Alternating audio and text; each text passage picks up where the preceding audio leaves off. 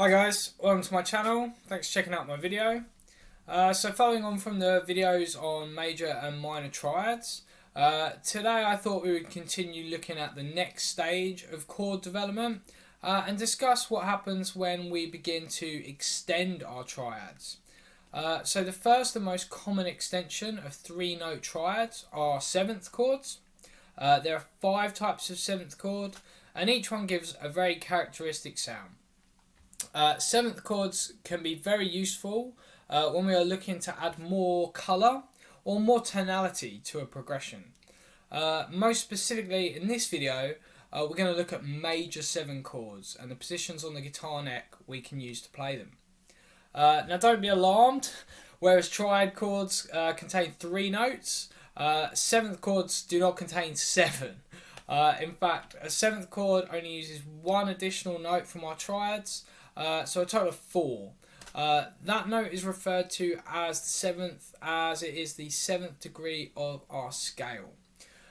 Forming 7th chords is actually much easier than you may think, as each 7th chord is based on a triad. In the case of a major 7 chord, we start with our major triad, which uses the root, major 3rd and 5th of our major scale, and we simply add the 7th on top. In the case of a C major 7, if we start with our C major scale, we use C, the root note, E, the major 3rd, and G, the 5th, to form our triad, and then we add B, which is our 7th. So C, E, G, and B gives us our C major 7. Major 7s really are quite strange chords, as the 7th is only 1 semitone flat of the octave. This small gap creates something we call dissonance, which means basically a lack of harmony between the musical notes. This gives our major 7 chords a pretty different tonality or sound to a straight major triad. To me, they really sound as though they lose a lot of that happy or joyful nature, and although they don't become as sad or dramatic as a straight minor chord, they certainly become a bit more melancholy and dreamy. Other people refer to the major 7s as optimistic, nostalgic, or even liken them to a musical sigh, creating a sense of loss or longing. Hopefully from these examples you get an idea of how extending our triad chords essentially creates or implies more diverse feelings. By adding more detail in individual chords, we invoke more intricate and detailed emotional responses. This is why extended chords can also be great tools in songwriting. Another reason for this different sound can be explained if we look again at the makeup for our C major 7 chord. So as we know, we have C, our root, E, the major 3rd, G, the 5th, and B, our 7th.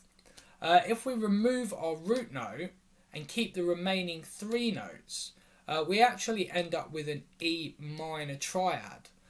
So basically hidden inside our major 7 chord is always a minor triad, and it's really this mixture of both major and minor harmony that's partly to blame for this uncertain and dreamy tonality.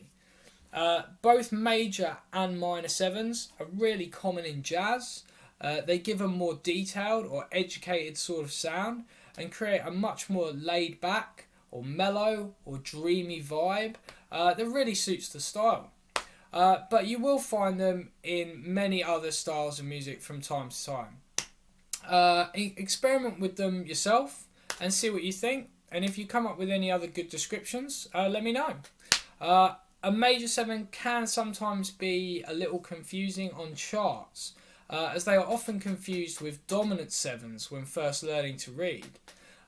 Dominant 7s are usually written with just a number 7 next to your chord, which can seem a bit strange seeing as the chord actually uses a flat 7 interval. Just be aware that a major 7 chord will usually be indicated by either its abbreviated name, a capital M with a 7, or sometimes a small triangle pointing upwards. As long as you remember that from the get-go, you should be absolutely fine though. Anyway, I hope all of that made sense. If it didn't, don't panic, as theory can be pretty confusing and complicated sometimes. And what's really most important today is you simply understand the structure of the chords and really the positions.